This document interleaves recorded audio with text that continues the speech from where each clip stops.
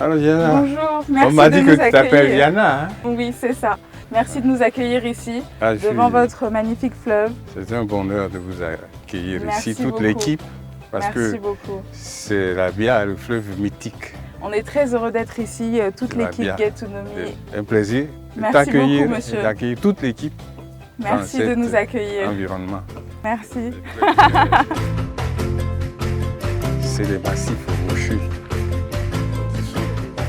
Bienvenue dans Get to Know Me. Nous sommes aujourd'hui à Ayamé, en pays sans oui, où nous sommes reçus par l'honorable Amangwa Lukense, député d'Ayamé de 1980 à 1990, ancien directeur du Bénet et directeur de l'Institut Jamawe, qu'il a fondé et que nous allons découvrir dans cet épisode. Allez, on y va.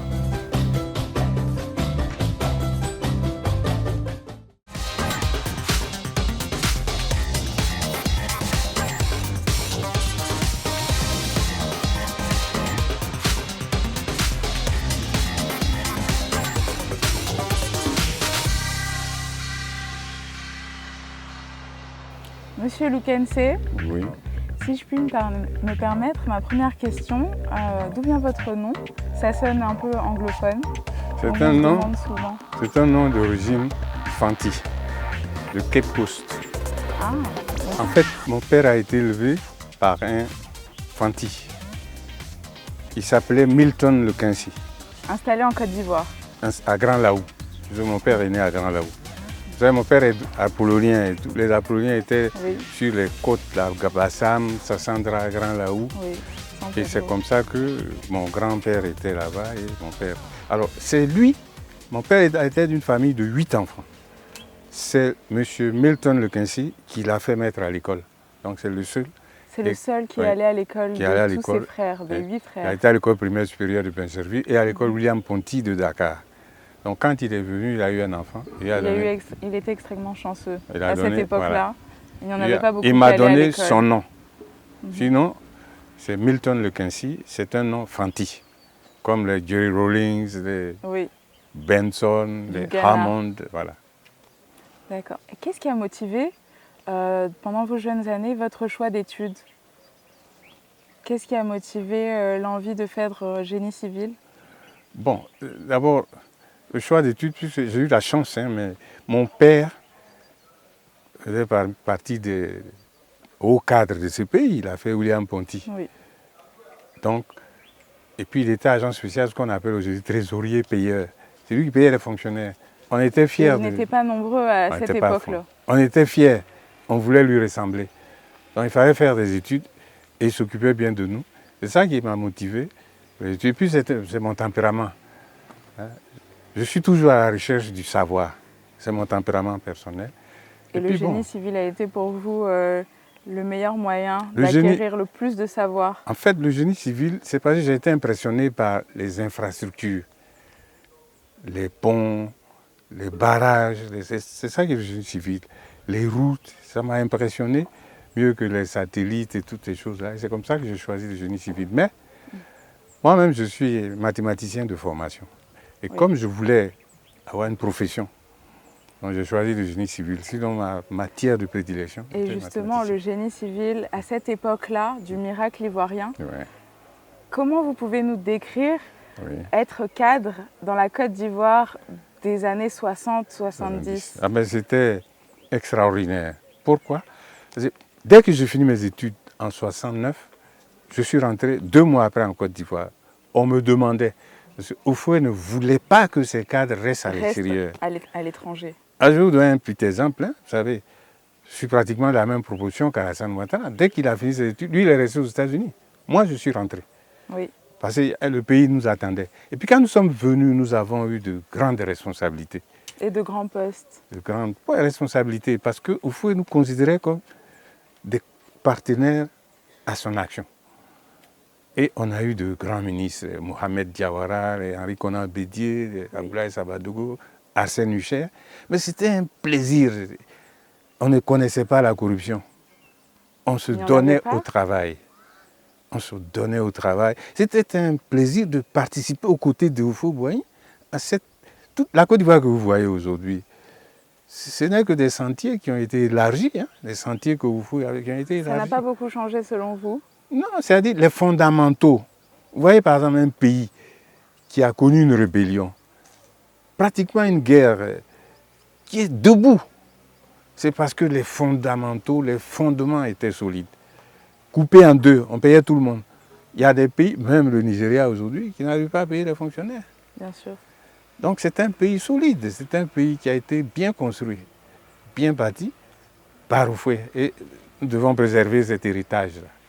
C'est très important. Voilà, donc, justement, est-ce que vous avez eu des difficultés à exercer votre poste de directeur général du Bénet? Est-ce que vous avez connu peut-être des turbulences au cours de votre carrière au Bénet? Je n'ai pas eu de difficultés professionnelles parce que je me suis toujours donné comme objectif l'excellence professionnelle. Donc je mets tous les moyens, mon travail, mes loisirs, tout dans ça pour atteindre l'excellence professionnelle. Les problèmes que j'ai eus, c'était des problèmes de rivalité, de jalousie, puisque bon, d'abord, j'ai eu beaucoup de chance dans ma vie, ça il faut le reconnaître. J'ai eu une bourse facilement pour aller aux États-Unis. Mais parce que vous étiez brillant. Bon, peut-être. Mais mes camarades de promotion sont Daniel Cablan d'un camp. Nous étions dans la même classe de terminale. Hein. Et nous, comme on a eu de bons diplômes, nous sommes allés aux États-Unis. Lui, il est parti en France. Donc, quand nous sommes revenus, bon, et puis j'étais peut-être jeune. Moi, je suis parti aux États-Unis à 19 ans. Ouais. J'ai eu mon bac à 19 ans. Il y en a qui l'ont eu à 25 ans. Donc, et je suis revenu à 26 ans. Et tout de suite, j'étais tellement jeune et que bon, le ministre Diawara m'a proposé au président et c'est comme ça que... Pourquoi? Parce que j'ai eu à participer à une conférence provoquée par la Banque mondiale à l'Hôtel d'Ivoire et les questions que j'avais posées, tous les Ivoiriens étaient surpris. On dit mais lui il vient d'où? Et c'est comme ça que c'est arrivé à Oufoué. Et Oufoué était à la recherche des cadres. Brillants. Enfin, des cadres, disons. On n'était pas... C'est pour ça que on m'a fait appel. Et justement, la rivalité n'a pas augmenté quand vous avez décidé de devenir député? Quelle a été la motivation, la tournure dans votre vie qui a fait que vous êtes devenu député d'Ayamé? Bon, quand j'ai eu tellement de problèmes, Oufoué m'a montré des lettres anonymes sur moi. Les derniers entretiens que j'ai eus à Oufoué, chez lui, à Cocody, il me dit voilà, j'ai un classeur de lettres anonymes. Enfin, qu'est-ce qui se passe? Je dis, moi, je ne sais pas.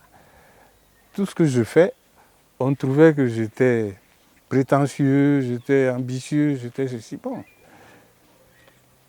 j'avais que peut-être 28, 29 ans, 30 ans. Je pense que tout le monde est prétentieux à cet âge-là. Peut-être.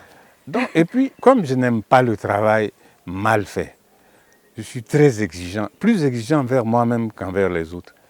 Donc j'étais tout le temps derrière les gens, derrière. Quand je vous demande de faire un courrier pour 24 heures, si vous ne le faites pas, moi-même je le fais à votre place. Bon, ça irritait les gens. Mais c'est important, c'est essentiel pour apprendre aux gens dans la formation. À cette époque-là. Les gens n'étaient pas habitués à ce rythme de travail. Quelquefois, vous demandez aux gens de faire une note, demandez 48 heures, et on donne 2 semaines après. C'est pas normal. Et moi, je ne prends plus cette note. C'est une habitude ici, parfois. Bon, il faut dire que c'est peut-être pas la faute des gens, c'était le contexte. Hein. Oh, moi, et puis bon, je prenais des responsabilités. Je vous donne un exemple. Hein. C'est moi qui ai instauré la semaine de 5 jours, parce que les fonctionnaires travaillaient le samedi matin. Un jour, j'ai convaincu le ministre de dire que donnez-leur 5 jours. Le samedi, vous verrez que tous les cadres seront au boulot. On a fait l'expérience, tous les samedis, nous tous, on était au bureau. Mais dans la liberté, sans contrainte. Et c'est comme ça que tous les autres directeurs généraux des sociétés d'État ont suivi. On dit, oh, lui, il fait le malin, il se prend pour qui? Voilà. Comme en est, mais bon, moi, je suis un homme d'action. Je réfléchis, mais après, il faut que j'agisse. Donc, ça m'a emporté, mais bon, ça fait partie de la vie et de l'expérience. Justement, vous avez agi, vous avez créé cet institut Jamaoué. Oui. Quel est le but réel? Qu'est-ce qu'on y fait à cet institut? Alors, l'Institut Jamaoué, quand je suis sorti du net, je suis venu au village. Donc, toutes mes valeurs ont été restructurées. Le temps, les connaissances. Parce que j'ai découvert qu'au village, il y avait des notables qui avaient illettrés, qui avaient une connaissance inouïe du passé. Et j'ai découvert que le passé, parce qu'il retrace tous les cheminements des actes d'hier, illumine souvent le présent et éclaire le futur. Voilà une des choses que j'ai découvertes en venant ici. Oh, je me suis rendu compte que moi-même qui sortais du net, je n'étais pas informé. En dehors du service que je dirigeais. Et chaque fois, j'ai voulu faire des notes. Chaque fois que je voulais faire une note, 2 lignes après, j'arrêtais. Donc j'ai décidé de m'attaquer à l'information, à la documentation, et pour mettre ça à la disposition des gens. Parce que pour faire n'importe quel choix, vous avez besoin d'une information qui éloigne l'incertitude. Pour comparer 2 personnes, vous avez besoin de connaître des informations suffisantes. Donc l'information était capitale et j'ai découvert ça très rapidement. Et c'est comme ça que j'ai commencé à m'occuper de l'information. Mais l'information, ça sort d'où? Parce que moi, l'information fake news, mon information doit avoir une source. Véridique. Doit être référencée et on doit pouvoir la tracer. Donc pour moi, c'est l'information. Donc on le prend sur un support, un document public. Même quand c'est faux, si vous citez la référence, vous êtes quitte. Donc c'est ça qui a fait que vous allez voir, je commençais à m'intéresser à la documentation. Et j'ai eu un pincement au cœur quand, dans le grenier du BNET, le BNET était là où sont les bureaux du Premier ministre actuellement. Oui.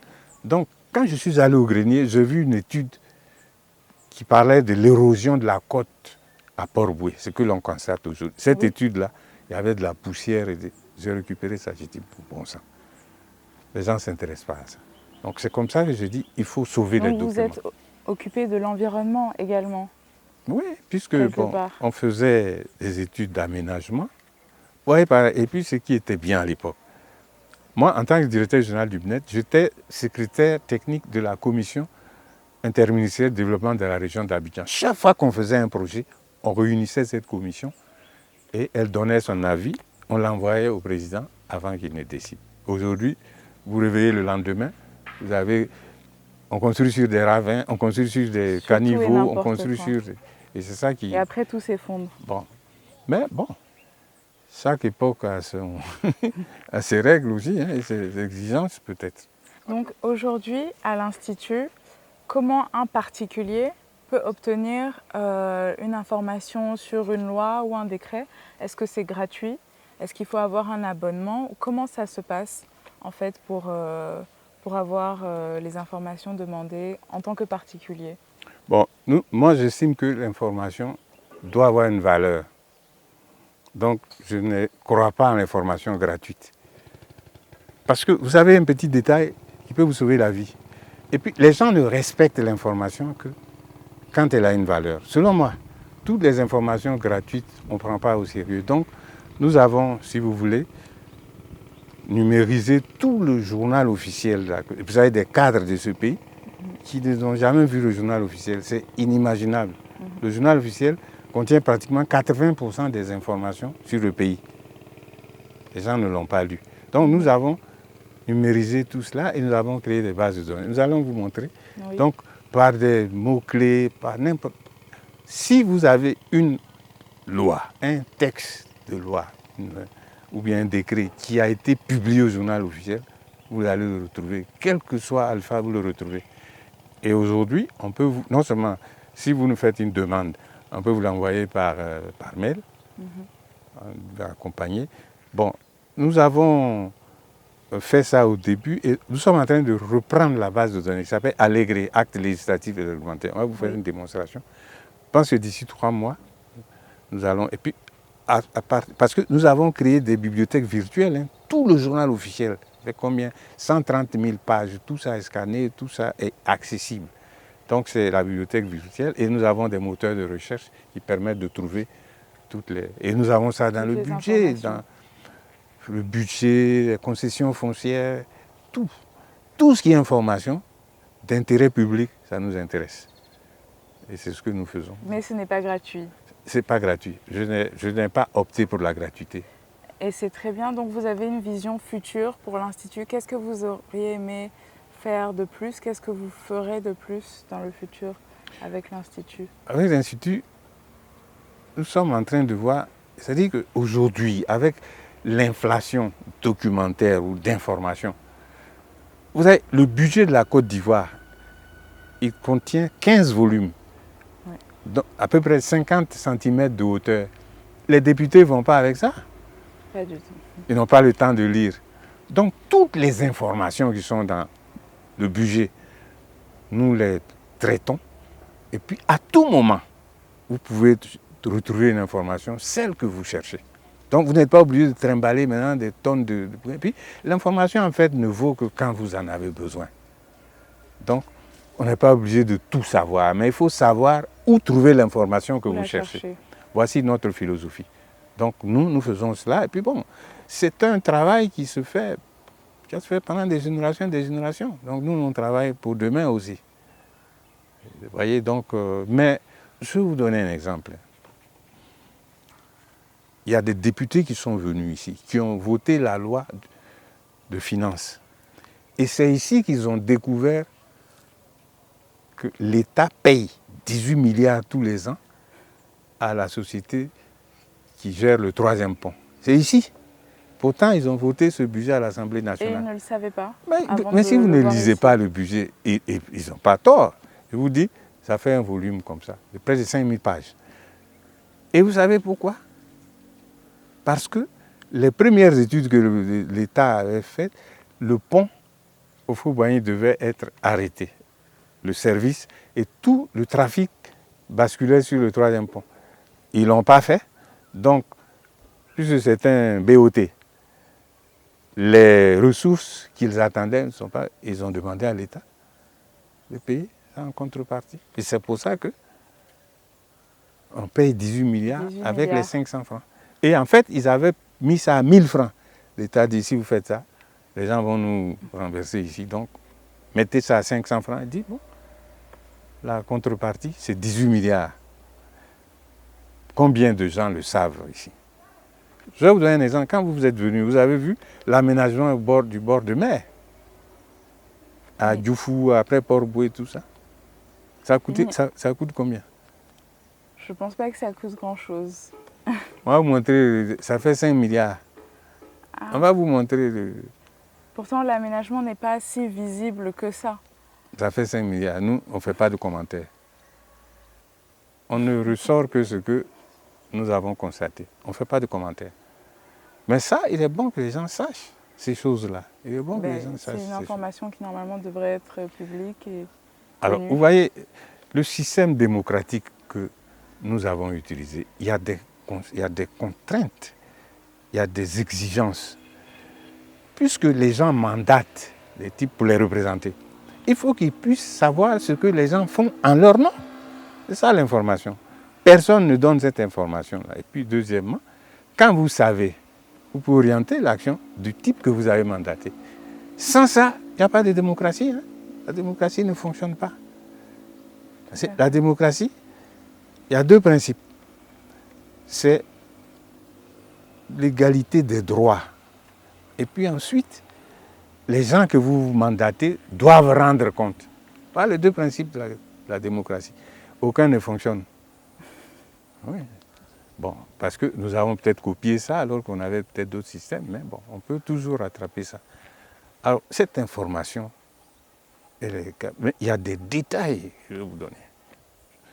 Vous connaissez un peu l'aspect politique de la Côte d'Ivoire, hein? Il y a un ami qui voulait être maire à la commune du Plateau. Et il veut me voir comme vous le dites. Il a demandé, il veut savoir si Saveignon était ivoirien. Ici, vous avez les informations de naturalisation, il me semble. Donc, on a sorti Saveignon, on ne l'a pas trouvé. Parce qu'il a bénéficié des effets de naturalisation de sa mère.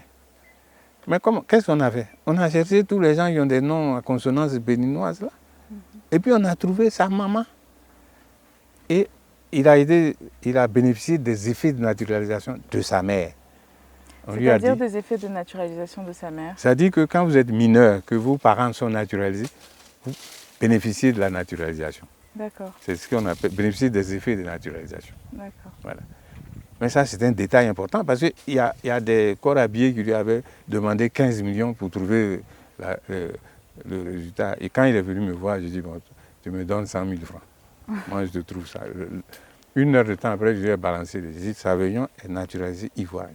Voici le décret de naturalisation, j'ai copié tout ça. Il a attrapé sa tête. Voilà.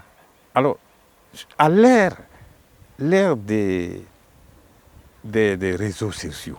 De la nouvelle technologie. Les réseaux sociaux. La nouvelle technologie, c'est une bonne chose. Hein? Il y a des choses qu'on fait. Les réseaux sociaux aussi, ça peut être une bonne chose? Actuellement, ce n'est pas une bonne chose. Pourquoi? Parce qu'il y a une liberté. Il n'y a pas d'auteur. Hein? N'importe qui peut écrire n'importe quoi sur un réseau social. Donc, aujourd'hui, le fait que ça pousse les gens à dire des choses dont ils n'ont pas la certitude. Et l'inflation de ces fausses nouvelles, des fake news là, est plus importante que les autres. Donc aujourd'hui, c'est un problème. Alors, tôt ou tard, les gens vont vouloir savoir quelle est la vérité.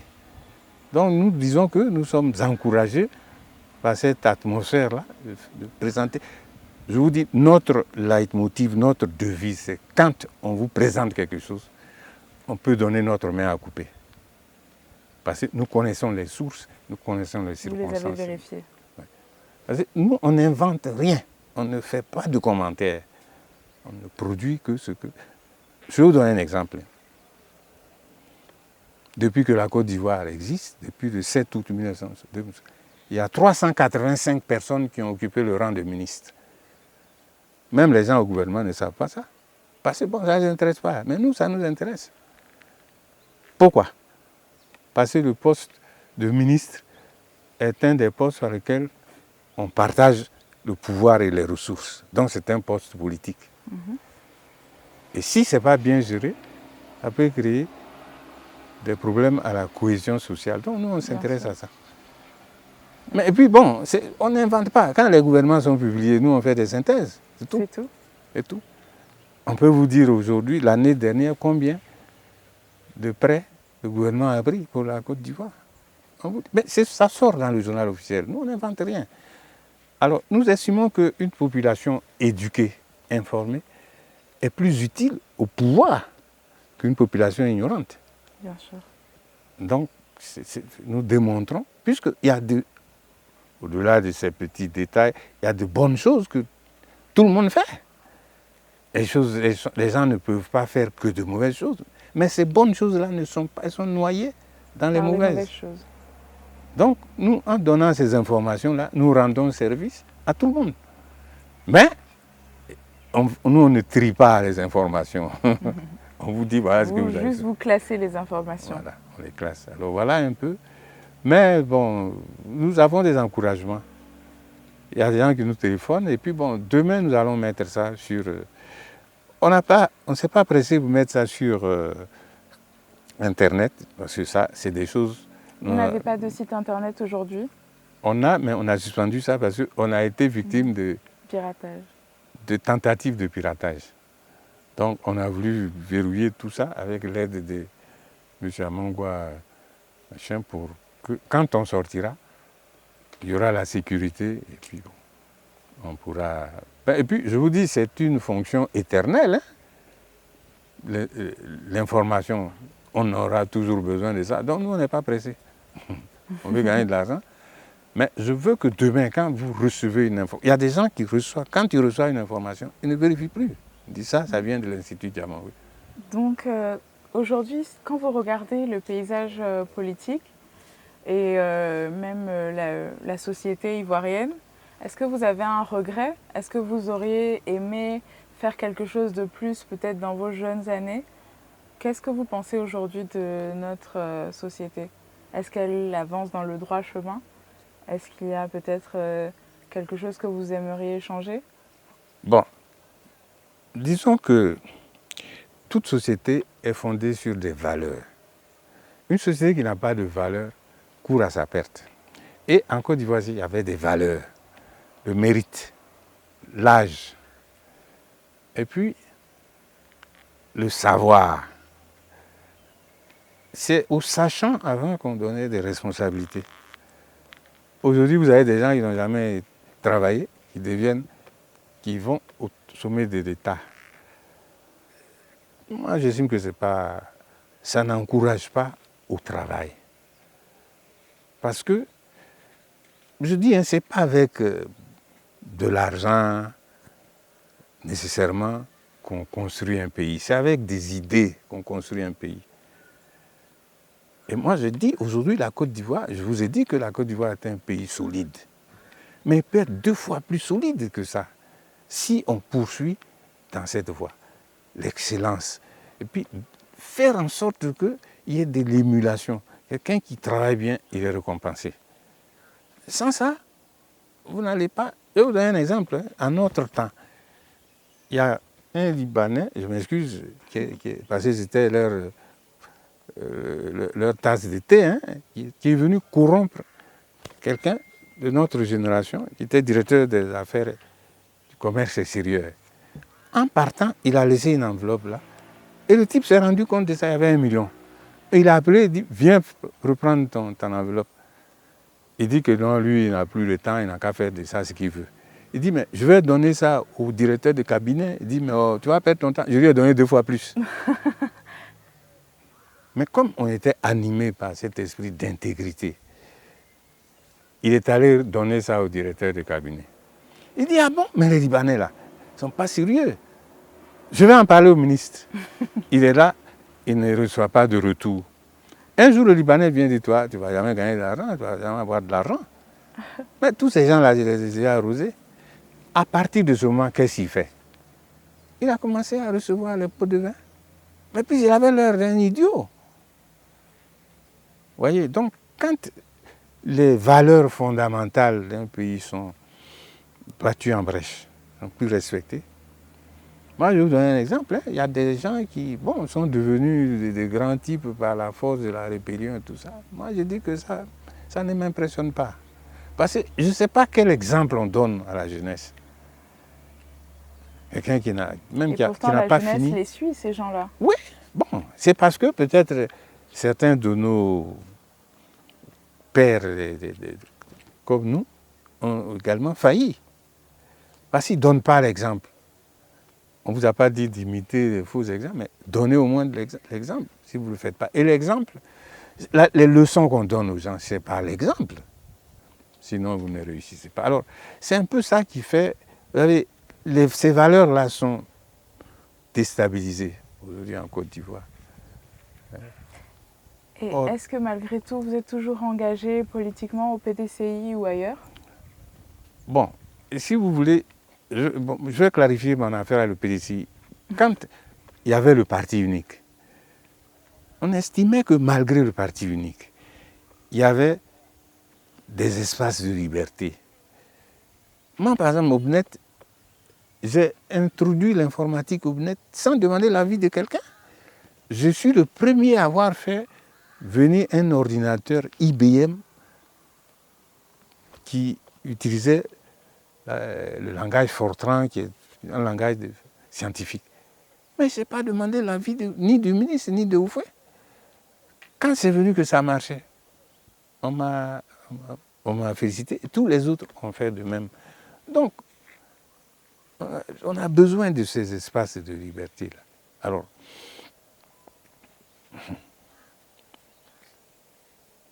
je pense qu'on peut revenir à ça, à ces valeurs qui font le socle d'un pays. On peut revenir à ça. Et puis, quand on parle alors, moi, je me suis dit que... Donc, pourquoi je suis devenu PDCI? C'est parce que, entre la haute administration, la fonction que j'occupais, et puis le parti unique, il n'y avait qu'un seul pas, que vous êtes obligé de franchir, même quand on ne vous le demande pas. Et puis, d'autant plus que vous ne s'occupez pas du comportement des gens. Vous êtes opposant, les Babo Laurent, là, ils avaient des responsabilités à l'université, pourtant c'était le premier opposant. Lui, il avait besoin de cerveau, de cadre. Donc, je suis resté. Et puis, je pense que malgré le régime de parti unique, il faut laisser des espaces de liberté. Et ça nous convenait. On n'avait pas à demander, quand on nommait quelqu'un, on n'avait pas à demander s'il était de Tabakunda, ou bien de Cinéma Kiali, ou bien d'Aboisseau. On sait qu'on avait pris le meilleur. Aujourd'hui, ce n'est pas le cas. Et c'est la politique qui a introduit toutes ces différences. Ce n'est pas bon. Il faut revenir aux fondamentaux, au mérite. Moi, je le dis, c'est parce que je y crois. Hein. Les gens viennent. Et puis, je ne me dis de personne. C'est ça qui fonde les grandes nations. Merci Monsieur Lukense. Donc la démarche qui a été la vôtre aujourd'hui vise à laisser une mémoire collective pour ceux qui nous regardent. Et donc comme il est la tradition de notre émission, je vais vous demander de laisser un mot dans notre livre d'or.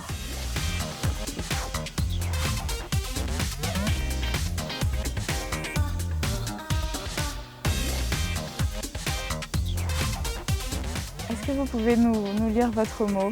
Oui, avec plaisir.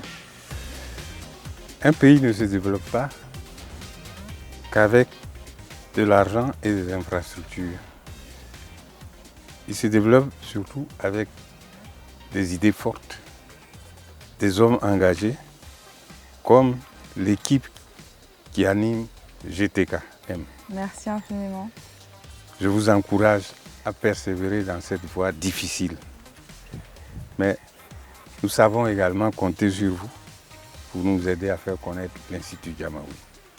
Merci. Bon après-midi. Merci de nous avoir accueillis à Yamé. Merci de nous avoir parlé de votre institut. Et on vous souhaite le meilleur dans cette tâche qui est si importante pour notre développement. Chers internautes, c'est terminé pour aujourd'hui. On se retrouve la semaine prochaine. N'oubliez pas de nous suivre sur les réseaux sociaux GTKM TV et à bientôt.